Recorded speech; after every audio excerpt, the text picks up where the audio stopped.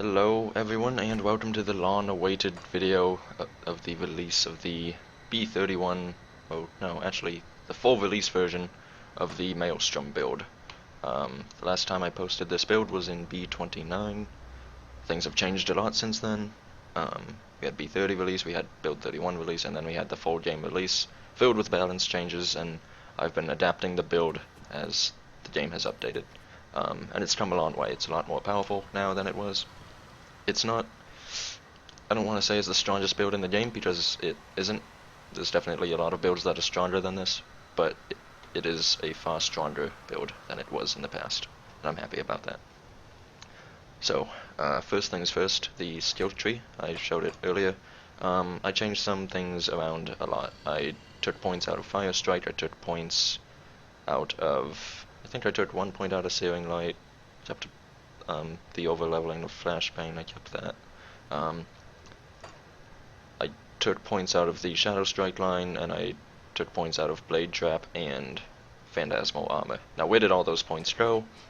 They went into Veil of Shadows for the speed and offensive ability debuff on enemies, and onto Vindictive Flame, because Vindictive Flame became pretty amazing with build 31.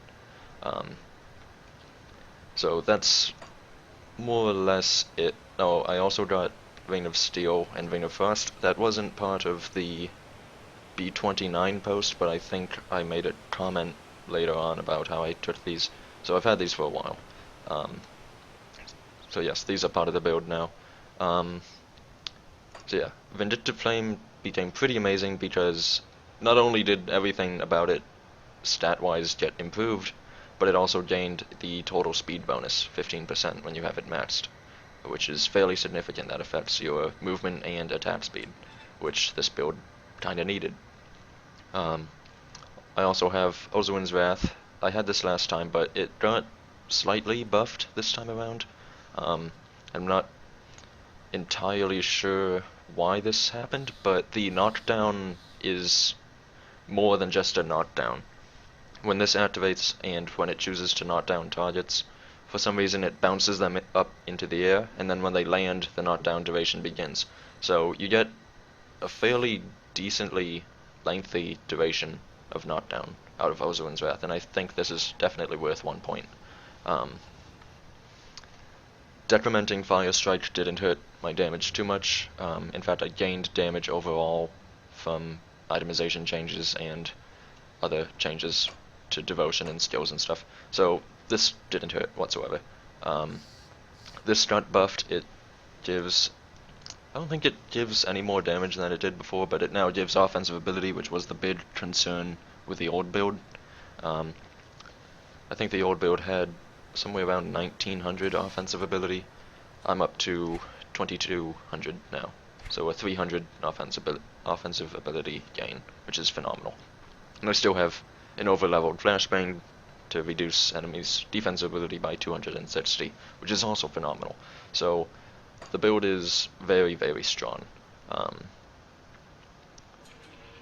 Yeah, I don't quite know what else to say. It's fairly straightforward. I mean, the hotbar got kind of busy down here, and I'll go through that. There's a lot going on here, and I use pretty much everything fairly frequently. But before I get to that, I want to get to Devotion, because Devotion got changed up a lot. In B29, I was doing something. What was I doing? I was doing Reckless Tempest and Chariot of the Dead, among other things. And then when build 30 hit, lots of changes went through, and I started having to change some things up. I went for a bit in Affliction for offensive ability, and you can see I have the Fetid Pool skill maxed out. I also went into Acheron's Scorpion for offensive ability. No longer have that, of course. So yeah, between build 29 and build 30, the build changed a lot. I picked up Druid in build 30, and Panther, I think, in build 30. Both of these proved to be pretty good choice, I think. And I've held on to them with build 31 and the release version of the game. But speaking of the present time, forgetting about the past, we have Jackal, mostly for the attack speed here, and the minor amount of offensive ability there. And the other stats are nice, but they're not significant in any way. Viper primarily for the vitality resistance, the offensive ability, and the reduced elemental resistances. And the reduced elemental resistances actually got nerfed. It was 25%, I think.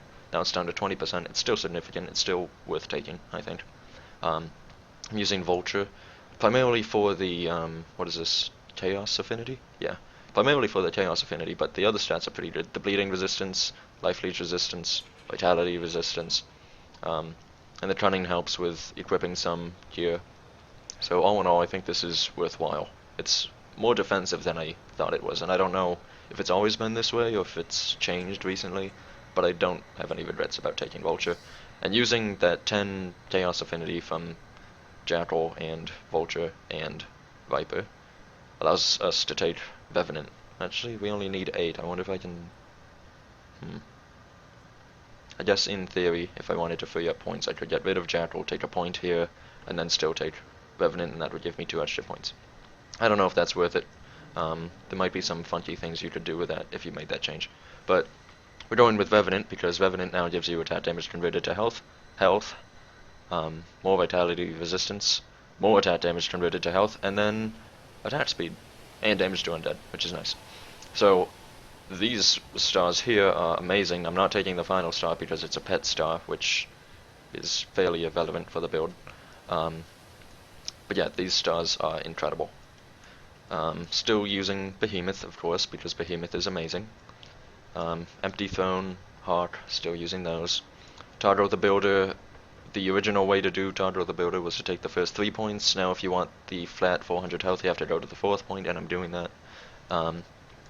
Using Druid for poison and acid resistance, as well as the proc. I guess the other stats aren't really significant too much for my build, but the proc is a tremendous amount of healing every 3 seconds, which is fantastic.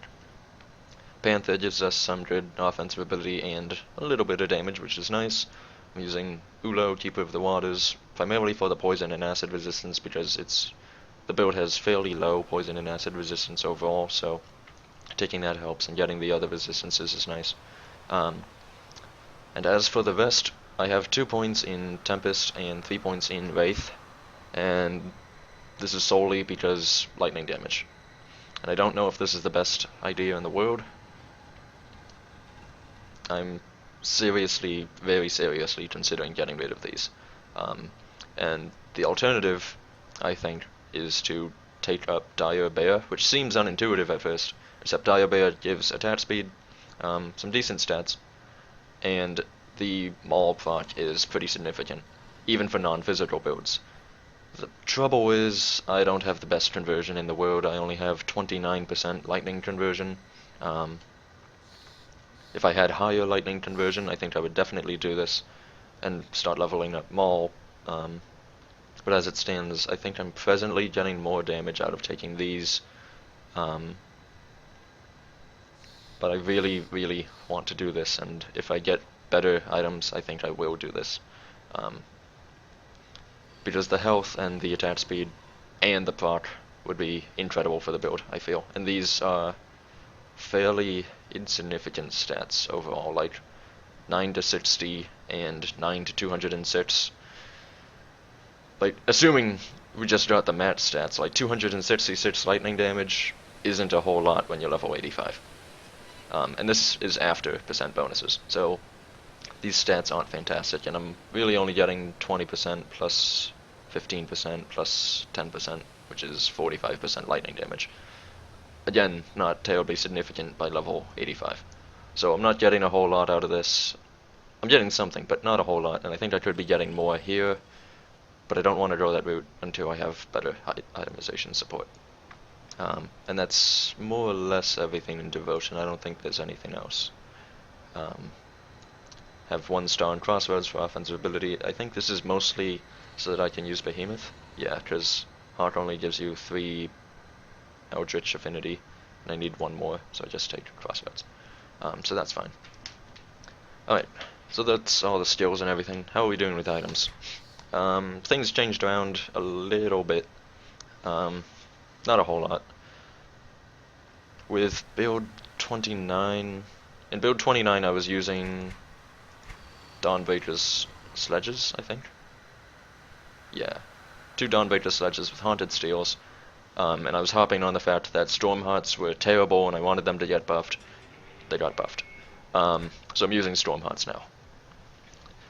2 of them, one with, Blessed Steel, and one with Olwyn's Blood, and I'll get to why I have those component choices in a minute. But those components are very powerful for this build, and they let me do some pretty interesting stuff, so I would recommend those components. Otherwise, nothing really changed too much. Look, I have the B29 build up on my other monitor. I think I didn't have Empowered Zealots Gauntlets in B29, I had those in B30, so that didn't really change. Tremendous amount of attack speed and nice resistances, so definitely recommend those. I have a very, very decent Murderer's Breastplate, and as this is a monster infrequent item, chances are not everyone will be able to access this, but thankfully not everyone needs to access this. The build runs perfectly fine with a Clairvoyance Robe, which is what I had beforehand. Actually, in build 30, I had this, which was very powerful, and then build 31 came and supposedly updated monster infrequent items to make them more powerful, except it got worse for my build, which was kind of funny.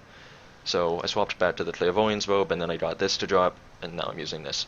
So that happened. You can still use the Clairvoyance Robe, it's still perfectly fine. Mostly just take a chest piece with offensive ability, because that's what the build more or less needs. Having some health would into it, and having some lightning or elemental damage would into it, and having resistances would into it. Still using the Oblivion Relic, even though it got nerfed. I think it also got slightly buffed because it now gives attack speed, and I don't think it did before. I'm not entirely sure why it does that. But it did get nerfed. It's no longer as omnipotent as it once was. But I think it's still worth using for the build, mostly because the other relic choices kind of suck, to be honest. I upgraded my ring, yet I went from one vampiric ring of attack to another vampiric ring of attack. Not really much to say there. I gained no lifesteal and a little bit of offensive ability, and that's pretty much it. And everything else I think has remained the same with the build from build 29.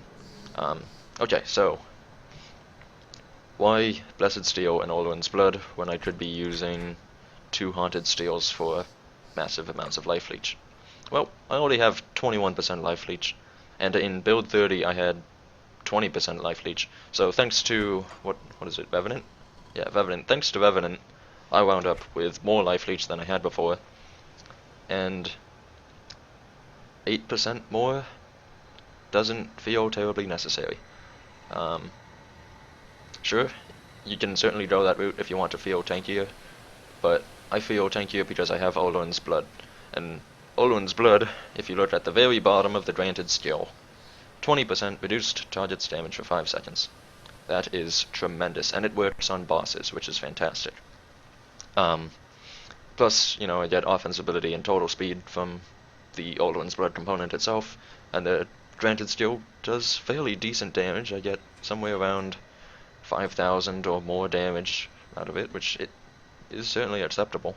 But the damage debuff that I can place on enemies is very powerful, especially when combined with Flashbang debuff and Veil of Shadows debuff, and the fact that I have Shadow Dance, chance to avoid melee attacks and projectiles. So, using Olwyn's Blood, that debuff, makes me very, very defensive against more or less any enemy. I can face tank, I think, any individual enemy in the game. Although I haven't fought Fabius yet in build 31. So maybe not Fabius, because he's ridiculous. But aside from that, any enemy in the game is fully capable of being face tanked, thanks to Olwyn's Blood. And I'm also using Blessed Steel. partly for the elemental damage, partly for the offensibility, mostly because it reduces, the granted skill reduces target's resistances by a flat 30 for 5 seconds. So where Oblivion lost its resistance reduction, I got it back from using Blessed Steel. Plus it's an elemental component overall, so it just buffs up my damage types even more, so it's pretty fantastic. So combining, you know, the Blessed Steel debuff, which buffs me in turn, and the Orluin's Might debuff, which buffs me in turn, makes me very, very, very powerful.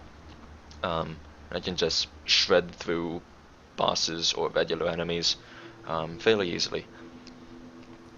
I do want to mention that getting the Murderer's Breastplate is actually pretty neat, because the MI itself, the Monster Infrequent item itself, gives a chance to avoid projectiles, which synergizes nicely with, you know, the chance to avoid melee attacks on Pretty Great Pants and Tinkerer's Ingenuity, as well as the 2 stats on Shadow Dance. So using all of them, I have some pretty decent chances to avoid getting hit. Like, that's not terrible. So, all in all, I'm fairly more defensive than I look. I just have to use skills. Speaking of which, you know, I have Canister Bomb transmuted so that I can get a guaranteed stun, so that's cool. I have Rain of Frost, so that I have a guaranteed freeze, so that's cool. I have Blade Trap, which immobilizes enemies, so that's cool. I have a crap load of crowd control, Flashbane as well with the confused targets, crap load of crowd control, crap load of buffs and debuffs. Really, like, you can play this build just holding mouse 1 if you wanted to, but its real power comes into its own when you start chaining all of its skills together, which I think is really cool. You know, I've got this full bar here, and on my other bar I've got 3 buffs. I don't know why I still have these. It's a very, very active build, and it doesn't require active engagement of the player, but if you're willing to give it the engagement, I guess is a phrase, if you're willing to engage in playing the build fairly actively, you can do some pretty incredible stuff with it. So, rather than just expect you to take that for granted, why not show you it? With the release version, and actually with Build 31 in general, everything started hating on melee pretty severely. So I don't think the build is as fantastic as it was in Build 30. But look, I can shred heroes like they're nothing. So the damage is there if I want to use it, but I also take a lot of damage when I do get hit by virtue of whatever weirdness happened in Build 31.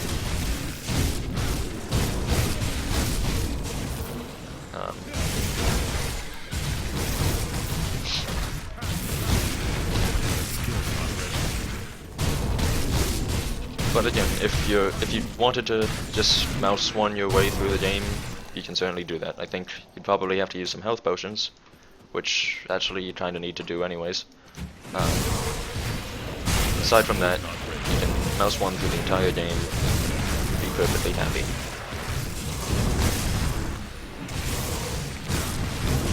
But if you're willing to use more buttons than just mouse 1, you can make your progression vastly faster, vastly more enjoyable.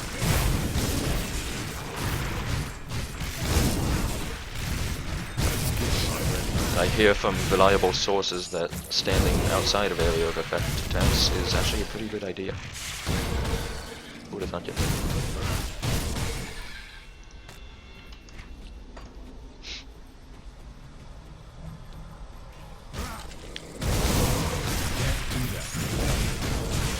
So for those who are new to the build, which I imagine might be a fair lot of you, I'm using Pretty Great Pants as my pants because it gives an on-hit skill, which every time I'm hit, with like, I think a 12-second cooldown, I let out this burst of light, and that burst of light confuses and terrifies enemies. So on occasion, you'll see that go off. There it is. And everything around me is now confused, not attacking me, and just letting me kill it idly, which is fantastic. It has the same effect as Flashbang, which gets a little bit confusing when you're using Flashbang actively, but thankfully I don't often use Flashbang. Mostly on bosses, for the defensive ability. Although I probably should use it more, as it would mitigate a lot of damage to me.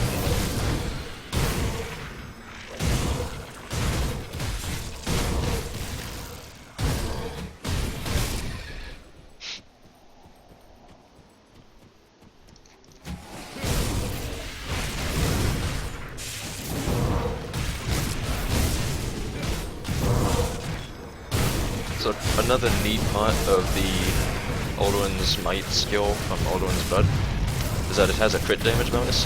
So if you're ever going to use this skill, I would actually recommend throwing out a flashbang first to increase your chances of getting a crit, which would just explode an enemy. You actually have fairly decent crit damage bonuses on the build overall, mostly on the part of flashbang because, what is it, Searing Strike? The transmuter for flashbang? Yeah, Searing Strike gives bonus crit damage. So it all ties in nicely, and when you do get crits, they do hit fairly significantly. Searing Strike isn't actually mirrored in the character sheet for whatever reason, so my actual crit damage on regular attacks is plus 51%. I don't know why this isn't reflected in the character sheet. The total damage isn't, to my knowledge, reflected either. The 15% damage modified. So I am a lot stronger than I look. Just shred this boss, and I think that'll call it a day. I don't have the time to run through the entire Bastion of Chaos, unfortunately.